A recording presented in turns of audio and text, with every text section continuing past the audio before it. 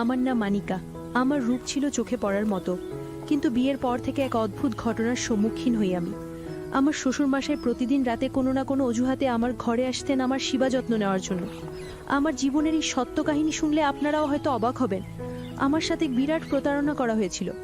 রোহান নামের যেই ছেলের সাথে আমার বিয়ে হয়েছিল, ফুলশয্যার রাতে দেখি সে আমার ঘরে নেই, বরং সেখানে উপস্থিত অন্য এক যুবক। ফুলশয্যার রাতে আমি যখন আমার স্বামীর জন্য অপেক্ষা করছিলাম, তখন আমার শ্বশুর মশাই রোহানকে অর্থাৎ নিজের ছেলেকে সঙ্গে নিয়ে আমার ঘরে প্রবেশ করে। আমি তো এই দৃশ্য দেখে অবাক হয়েছিলাম যে শ্বশুর মশাই কেন এভাবে নিজের ছেলেকে ধরে আমার ঘরে নিয়ে এসেছেন। এরপর বর আমার কাছে এসে হঠাৎ আমার কানের কাছে চেঁচিয়ে বলে, কই গো নতুন বউ, আমার চকলেটটা দাও দেখি, বাবা বলেছেন চকলেট তোমার গাছেই আছে। বরের অস্বাভাবিক আচরণে আমার সন্দেহ হয়। আমি তার মুখ থেকে পাগড়িটা সরিয়ে যখন তাকালাম, আমার পায়ের তলার মাটি কেঁপে ওঠে। মণ্ডপে যে ছেলের সাথে আমার বিয়ে হয়েছিল, এ তো সে নয়। ছেলেটার অদ্ভুত আচরণ দেখে আমি ভয় পেয়ে ঘর থেকে বেরিয়ে যাই এবং চিৎকার করে শ্বশুরমশাইকে ডাকতে থাকি। শ্বশুরমশাই আমার চিৎকার শুনে কাছে এলে আমি তাকে কাঁদতে কাঁদতে বলি, বাবা আপনি কাকে আমার ঘরে রেখে গেছেন? ও তো স্বাভাবিক নয়, আমার তো রোহনের সাথে বিয়ে হয়েছে, রোহন কোথায়? শ্বশুরমশাই তখন এক রহস্যময় হাসি দিয়ে আমার কাঁধে হাত রেখে বললেন, বৌমা, এই তো রোহান, এই আমার একমাত্র ছেলে, যার সাথে তোমার বিয়ে হয়েছে। এই ছেলেই তোমার স্বামী, যাও ভেতরে যাও। আমি আতঙ্কিত হয়ে বললাম, বাবা আপনি একবার ভেতরে এসে দেখুন, এই ছেলেটা রোহান নয়, এর সাথে আমার বিয়ে হয়নি। কিন্তু আমার শ্বশুরমশাই আমার কোনো কথা না শুনে আমাকে জোর করে ঘরের ভেতর ঠেলে দিয়ে বাইরে থেকে দরজা বন্ধ করে দেন। সারা রাত আমাকে সেই অস্বাভাবিক ছেলেটির সাথেই কাটাতে হয়। আমি বুঝতে পারছিলাম যে আমাদের সাথে বিরাট বড় এক ছলনা করা হয়েছে। আমি স্বপ্নেও ভাবতে পারিনি আমার জীবনে এমন কালো দিন নেমে আসবে। সেই মুহূর্তে আমার মাথা কাজ করা বন্ধ করে দিয়েছিল। আমি বুঝে উঠতে পারছিলাম না আমার কি করা উচিত। পরের দিন সকালে আমি আমার বাবা মাকে ফোন করে সব ঘটনা জানাই। তারা আমার শ্বশুর বাড়িতে এলে আমি তাদের খুলে বলি যে কিভাবে শ্বশুরমশাই তাদের কর্মচারীর ছবি দেখিয়ে আমার বিয়ে তার মানসিক ভারসাম্যহীন ছেলের সাথে দিয়েছেন। আমার সব কথা শুনে মা আমাকে একটি চড় মেরে বললেন, তোর লজ্জা করে না নিজের শ্বশুরমশাই নামে আমার মিথ্যা অপবাদ দিতা? আমি মাকে বললাম, মা তুমি আমার কথা বিশ্বাস করছো না, চলো আমার সাথে, আমি তোমাদের উপরে নিয়ে গিয়ে দেখাচ্ছি যে ছেলেটা কাল রাতে আমার সাথে ছিল সে আসলে কে। আমি যখন বাবা মাকে টেনে উপরের ঘরে নিয়ে গেলাম সেই ছেলেটাকে দেখানোর জন্য, তখন দেখি সব ঘর ফাঁকা, ছেলেটা কোথাও নেই। তখন আমার মা আমার হাত ধরে টেনে বললেন, যার সাথে তোর বিয়ে হয়েছে সেই রোহানের সাথে তো আমরা এখানে এসেই দেখা করেছি। রোহান আমাদের সাথে দেখা করে নিজের কাজে বেরিয়ে গেছে। সে তো সম্পূর্ণ সুস্থ আর স্বাভাবিক, সে অস্বাভাবিক হবে কেন? তোর কথা শুনে মনে হচ্ছে তুই আমাদের বোকা বানানোর চেষ্টা করছিস। ব্যাকানিকা, একটা কথা ভালো করে শুনে রাখ, এরপর যদি আমাদের ফোন করে বিরক্ত করিস আমরা ভুলে যাব যে আমাদের কোনো মেয়ে ছিল। তোর জন্য আজ আমাদের সম্মান ধুলোই মিশে গেল। ঠিক সেই সময় আমার শ্বশুরমশাই মুচকি হেসে আমার বাবা মাকে বললেন, হয়তো আমার ছেলের সাথে আপনার মেয়ের কোনো বিষয় নিয়ে মনোমালিন্য হয়েছে, তাই ও রেগে গিয়ে আপনাদের ফোন করে ডেকেছে। এরপর আমার শ্বশুর আমার কাছে এসে খুব স্নেহের সাথে আমার মাথায় হাত বুলিয়ে বললেন, দেখো বৌমা, যা হওয়ার তা তো হয়েই গেছে, এখন সব কিছু মেনে নিয়ে এই বাড়িতেই থাকো এবং আমাকে সন্তুষ্ট রাখো। শ্বশুরমশাইয়ের কথা শুনে আমি রেগে গিয়ে বললাম, আপনার লজ্জা হওয়া উচিত, আপনি আমার মতো একটা তরুণী মেয়ের জীবনটা নষ্ট করে দিয়েছেন, আর এখন বলছেন আমাকে সন্তুষ্ট রাখতে। সবকিছু জেনেও আপনি কেন আপনার মানসিক ভারসাম্যহীন ছেলের সাথে আমার বিয়ে দিলেন? শ্বশুরমশাই মুচকি হেসে বললেন, বৌমা আস্তে আস্তে সবই জানতে পারবে, এখন বেশি কথা না বলে আমার পায়ে একটু তেল মালিশ করে দাও দেখি। তিনি আমাকে রান্নাঘর থেকে গরম তেল নিয়ে তার ঘরে যেতে আদেশ করলেন। তিনি বললেন, আমি তোমার শ্বশুর, আমার সেবা যত্ন করার জন্যই তো তোমাকে এই বাড়ির বউ করে এনেছি। আমার শ্বশুর বাড়িতে আমার স্বামী, শ্বশুর মশাই আর দুজন কাজের লোক থাকতো। আমার শাশুড়ি অনেক আগেই মারা গিয়েছিলেন। আমার শ্বশুর মশাই একজন ধনী ব্যক্তি ছিলেন, তার চালের বিশাল ব্যবসা ছিল। আমার বাবা মা ভেবেছিলেন এত বড় বাড়িতে আমার বিয়ে হলে আমি খুব সুখে থাকবো, কিন্তু তারা আসল সত্যটা মানতে চাননি, তাই আমিও তাদের থেকে কোনো আশা রাখিনি। শ্বশুর বাড়িতে মাত্র 3 দিনেই আমার দম বন্ধ হয়ে আসছিল। আমার মনের কথা বলার মতো কেউ ছিল না। আমি শুধু ভাবতাম যে কর্মচারী পরিচয় দিয়ে আমার বিয়ে ঠিক করা হয়েছিল সে কোথায় গেল। তার সাথে দেখা হলে হয়তো আমি আমার সব প্রশ্নের উত্তর পেয়ে যাব। সেদিন শ্বশুরমশাই যখন তেল নিয়ে নিজের ঘরে ডাকলেন, তখন বাধ্য হয়ে আমাকে তার সেবা করার জন্য যেতে হলো। আমি যখন তেলের বাটি হাতে তার ঘরে গেলাম, দেখি তিনি আরাম করে বিছানায় শুয়ে আছেন। আমাকে দেখে বললেন, তাহলে ঠিক পথে এসেছো, নইলে কিভাবে আনতে হয় সেটা আমি ভালোই জানি। আমি যা বলবো তোমাকে তাই করতে হবে। ওখানে দাঁড়িয়ে না থেকে এদিকে এসে আমার পায়ে ভালো করে মালিশ করে দাও। তোমার শাশুড়ি মারা যাবার পর থেকে তো আমার কোনো যত্নই হয়নি। তিনি আরও বললেন, এখান থেকে পালানোর কথা ভুলেও ভেবো না, কারণ তোমার বাবা মা তো তোমার কথা বিশ্বাস করবে না। তাই এখানে থেকে আমার সেবার দিকে মন দাও, তাহলেই শান্তিতে থাকবে। শ্বশুরমশাইয়ের মুখ থেকে এই ধরনের কথা শুনে আমার লজ্জায় মাথা কাটা যাচ্ছিল। তিনি আমার গুরুজন হয়ে কিভাবে এমন কথা বলতে পারছিলেন? অনিচ্ছা সত্ত্বেও যখন আমি তার পায়ে তেল মালিশ করতে শুরু করলাম, আমার মনে হলো তার উদ্দেশ্য মোটেও ভালো নয়।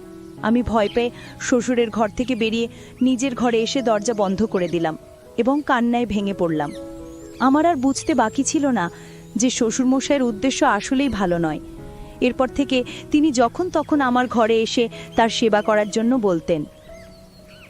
একদিন সন্ধ্যায় আমি খুব মন খারাপ করে ছাদে আঁকা বসেছিলাম। হঠাৎ আমার সামনে যে মানুষটি এসে দাঁড়ালো, তাকে দেখে আমি বিস্ময়ে হতবাক হয়ে গেলাম। আমার শ্বশুরের সেই কর্মচারী আকাশ আমার সামনে এসে দাঁড়িয়েছিল। এই সেই আকাশ যার ছবি দেখে আমার শ্বশুর তার মানসিক ভারসাম্যহীন ছেলের সাথে আমার বিয়ে দিয়েছিলেন। সেদিন আকাশকে দেখে আমি তাকে জড়িয়ে ধরে অনেক কেঁদেছিলাম। আকাশ আমাকে সব সত্যি কথা খুলে বলল। সে জানায় আমার শ্বশুরমশাই তার ওপর খারাপ নজর রেখেছিলেন। যেহেতু তিনি বয়স্ক, তাই সরাসরি আমাকে বিয়ে করতে পারতেন না। তাই আমাকে নিজের কাছে পাওয়ার জন্য তিনি আকাশের ছবি দেখিয়ে তার মানসিক ভারসাম্যহীন ছেলের সাথে আমার বিয়ে দেন।